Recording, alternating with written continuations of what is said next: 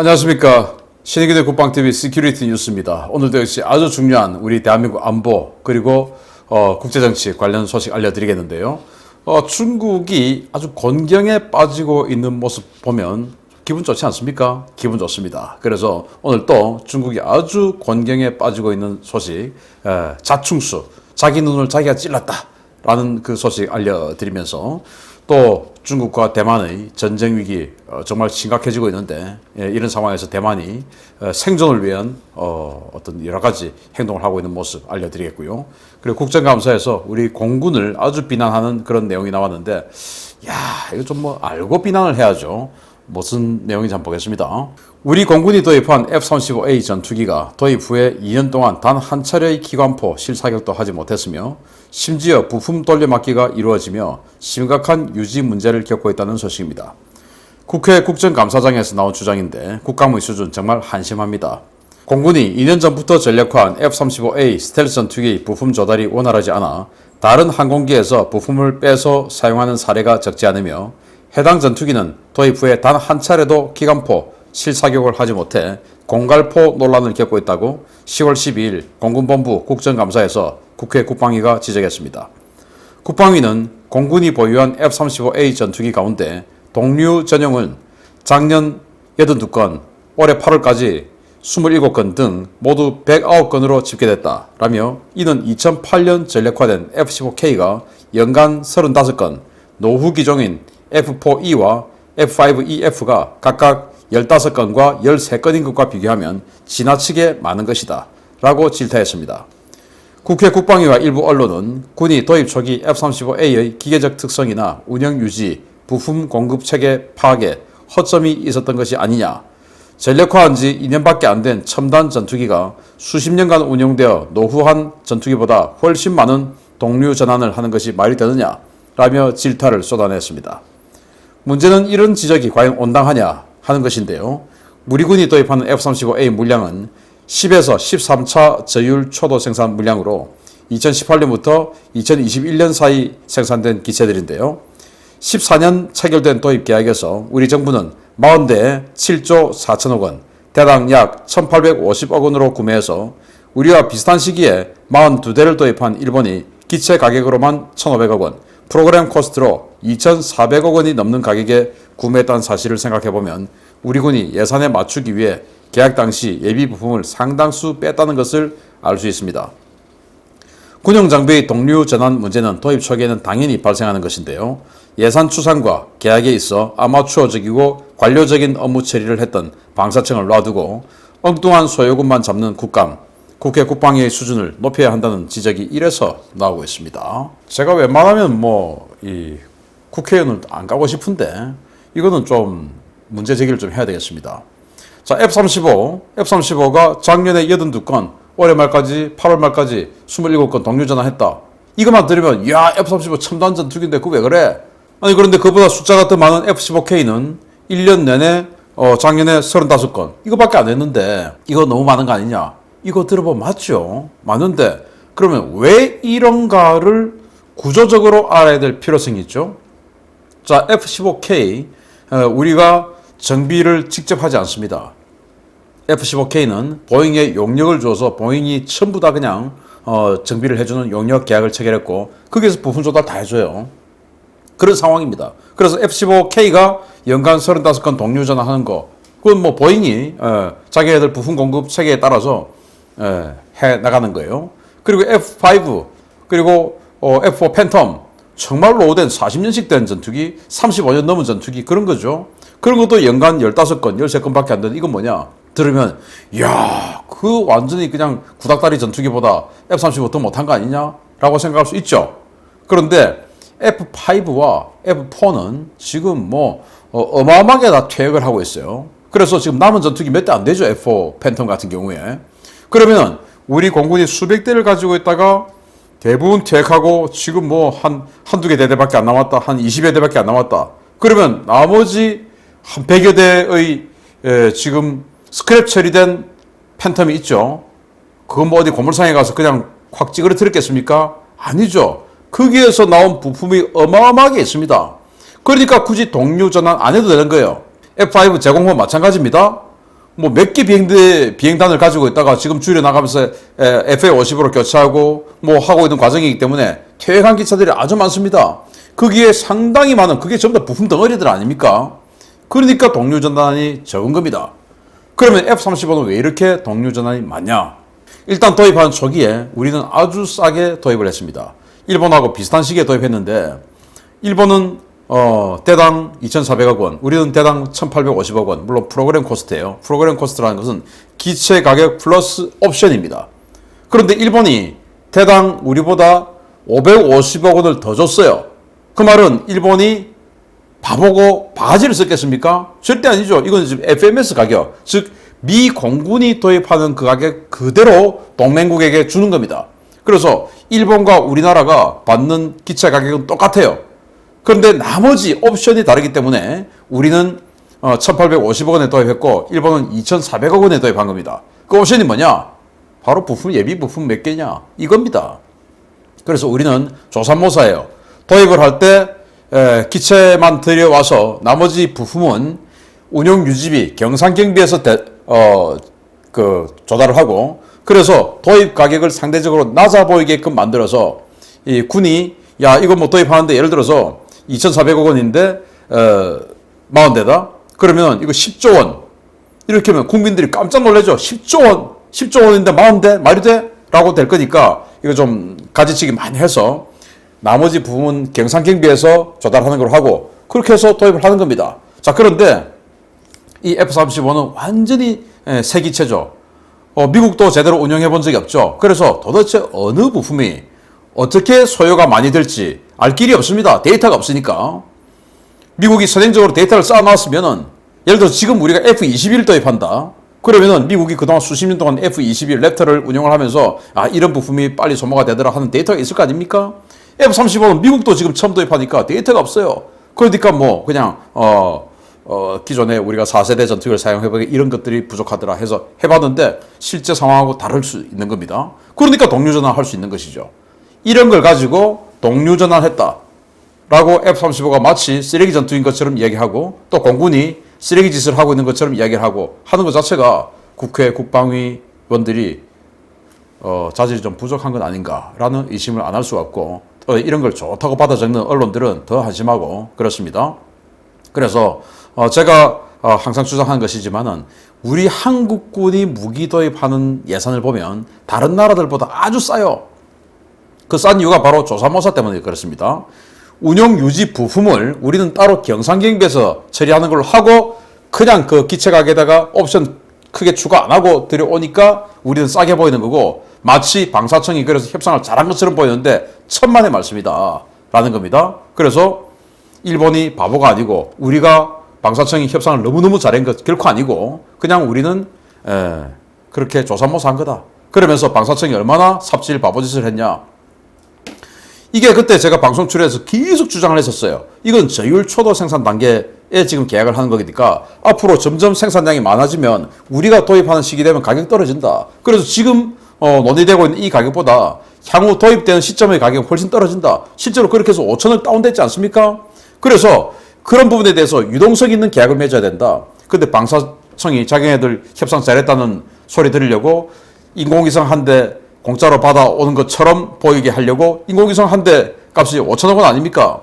그래서 이 5천억 원 이걸 공짜로 받는 것처럼 국민들에게 속이려고 이 고정 가격으로 계약을 한 겁니다. 아니 분명히 그랬죠. 아니 지금 2014년 계약 시점보다 18년, 19년 도입할 때 가격이 분명히 떨어진다. 그거 계산 다 하면은 5, 6천억 이상 된다. 그러니까 그 감안해야 된다라고 했는데 방사청은 고정 단가로 계약해버렸습니다. 그러면서 인공위성 받기로 하고 그냥 인공위성 값 더 준 거죠. 그래놓고 자기네들이 잘한 것처럼 이런 걸 지적해야 되는 겁니다. 참 문제 많습니다. 그래서 결론 F-35는 문제가 없는 전투기다 라는 겁니다. 두 번째입니다. 중국의 군사적 위협이 점차 심화되고 있는 가운데 대만군 수뇌부 일부가 극비리에 미국을 방문한 것으로 확인되었습니다. 중국의 침공에 대비한 군사적 대비책 마련을 논의할 것이라는 관측이 나오고 있습니다. 대만군 고위 장성이 10월 9일 타이페이를 출발해 워싱턴을 방문 중이며 미군 수뇌부와 면담하고 군사 분야 문제를 논의 중인 것으로 보인다고 대만 연합보가 10월 12일 보도했습니다. 보도에 따르면 이번에 미국을 찾은 인사는 대만 육군 사령관인 쉬엠프 상장이며 일부 고위 장성과 수행팀을 이끌고 비밀리에 워싱턴으로 향한 것으로 알려졌는데요.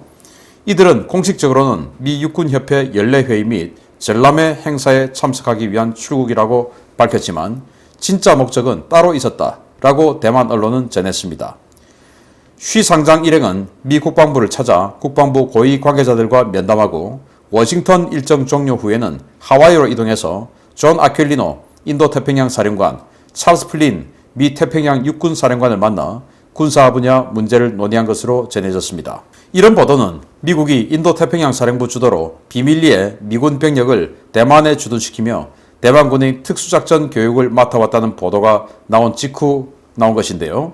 이번 쉬 상장 방미 일정은 최근 급격하게 심화되고 있는 중국의 군사적 위협에 대한 양국의 공동 대응을 논의하기 위한 차원이라는 분석이 쏟아지고 있습니다.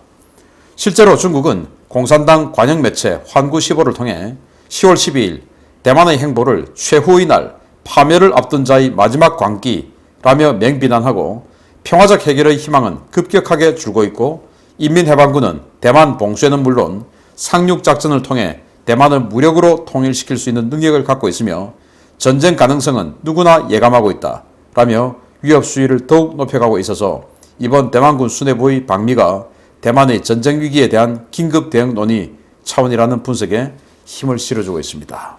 쉬엠프 상장 대만 육군 사령관 우리로 치면은 육군 참모총장 플러스 지상작전 사령관 이렇게 봐야 되겠죠. 이런 사람이 지금 미국에 가서 미 육군과 정례회의하고 워싱턴 펜타곤 또 일부 설에는 백악관까지 방문했다라는 설이 있습니다. 중국이 침공했을 때 어떻게 할 것이냐, 미국이 정치적으로 어떻게 도와줄 것이냐, 그리고 군사적으로 어떻게 해줄 것이냐를 논의했다라고 봐야 되겠죠. 그러면서 귀국길에 하와이에 들러서 인도태평양 사령관 그리고 태평양 육군 사령관, 인도태평양 사령관은 군정권자지만 태평양 육군 사령관 플린 장군은 군령권자죠. 그래서 실제 작전을 어떻게 인합작전을 해나갈 것이냐 하는 걸 논의했다라고 봐야 됩니다. 이런 것들 두고 이제 환구시보는 니들 그래봐야 죽는다. 야, 정말 무지막지한 말이죠. 최후의 날 파멸을 앞둔 자의 마지막 광기. 야, 이렇게 지금 생존을 위해서 미국을 방문하고 있는 대만 육군 사령관의 이런 방문을 마지막 광기다라고 비난하고 전쟁 누구나 전쟁을 예감하고 있다라고 이야기하는데 이거 마치 북한이 2017년도에 우리 대한민국을 위협했던 또 2015년에 대한민국을 위협했던 바로 그 상황하고 너무 똑같은데 그때 우리 대한민국은 이랬죠. 우리는 뭐 주한미군 주도하고 한미동맹 있고 그리고 우리 군도 세고 니들이 그래 봐야 그때 핵무기도 완전 완성 단계도 아니었고 그래 붙자. 붙으면 니들 뭐 보름이면 평양 끝이다 라고 우리는 생각했죠. 왜? 우리가 세니까. 그런데 여기는 누가 봐도 자기네들이 생각해도 중국이 세죠. 그것도 어마어마하게 더 세죠. 이런 거 보면 대만 국민들이 지금 얼마나 공포와 불안에 떨고 있을까. 중국은 계속 이렇게 해서 대만 국민들에게 자 전쟁이냐 평화냐, 평화를 원하거든 민진당을 쫓아내라, 국민당을 올려라 라는 사인을 계속 주고 있는 것입니다. 과연 대만 국민들의 내구성, 배짱, 결의 이런 것들이 언제까지 갈지 참 걱정되기도 합니다. 세 번째입니다. 중국이 또 자충수를 두었습니다. 중국이 이산화탄소 배출을 줄이겠답시고 취한 정책이 도리어 중국에게 부메랑으로 돌아와 경제 전반에 치명타를 주고 있다는 소식입니다. 전 세계적인 천연가스 가격 상승으로 인해 유럽 에너지 회사들이 상대적으로 저렴한 석탄에 눈을 돌리고 있으며 이 때문에 중국의 석탄 수급에 비상이 걸렸다고 블룸버그 통신이 10월 12일 보도했습니다. 보도에 따르면 현지 시각 11일 런던 거래소에서 천연가스 11월 선물 가격은 전일 대비 19% 폭등했는데요. 이로써 천연가스 가격은 지난 1월 초에 대비 무려 400%나 올라서 사상 최고치를 기록하게 되었습니다. 천연가스 가격이 이렇게 폭등하자 전력업체들은 상대적으로 가격이 싼 석탄으로 눈을 돌렸는데요. 이 때문에 석탄 가격도 연초 대비 2배 이상 폭등한 것은 물론 물량 확보 대란이 발생하면서 가뜩이나 석탄 대란을 겪고 있는 중국의 석탄 수급에 초비상이 걸렸습니다. 상황이 이렇게 되자 중국 국가발전개혁위원회는 10월 12일 특별 지침을 전국에 배포해서 15일부터 모든 석탄 화력발전소의 전기료를 시장 가격으로 자율 책정하라는 파격적인 지침을 내렸는데요. 이에 따라 중국 전역의 전기 요금은 최소 2배 이상으로 폭등해서 가정은 물론 기업의 부담이 크게 늘어날 것으로 전망됩니다. 중국의 이런 상황은 시진핑의 천연가스 수입 확대와 호주 제재라는 두 가지 정책이 엄청난 위력의 부메랑이 되어 돌아온 꼴인데요. 겨울을 앞두고 최악의 에너지 대란에 내몰린 중국인들의 분노가 3년임을 앞두고 시황제 등극을 꿈꾸고 있는 시진핑의 야망을 박살낼지도 모르겠습니다. 야, 중국 가보신 분들 또 구석구석 가보신 분들 느끼실 거예요. 정말 이 환경오염 끔찍하다라고 생각하실 겁니다. 그래서 중국 지도자 입장에서는 이 대기오염을 개선하겠다라는 생각은 당연히 할 거예요. 그래서 이렇게 아주 많은 미세먼지 그리고 오염물질을 배출해내는 이런 석탄 화력 발전 이거를 빨리 대체를 해야 되겠다라는 생각은 누구나 할 겁니다.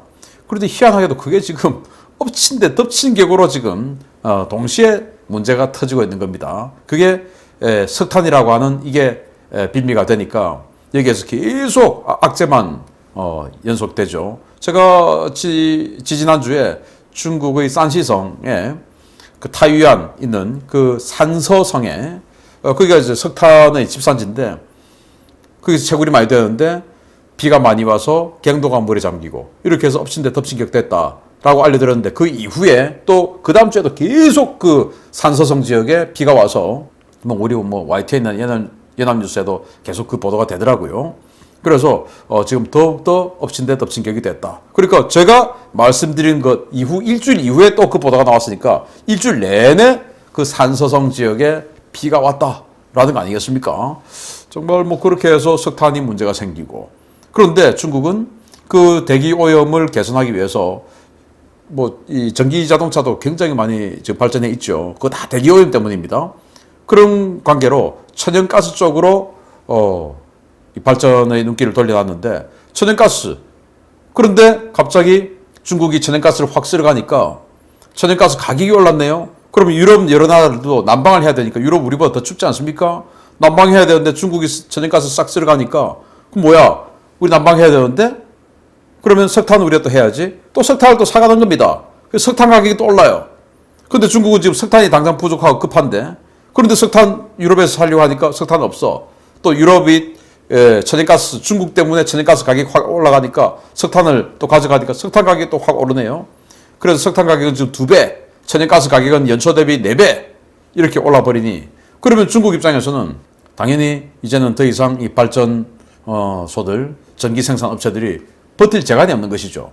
원가가 이렇게 올라가니까. 그래서 중국 정부가 그동안 전기 요금을 절대로 올리지 마 라고 해놨는데 이제는 안 되겠다. 자율에 맡길게. 천연가스가 4배, 석탄이 2배가 돼버렸으니까 가격이.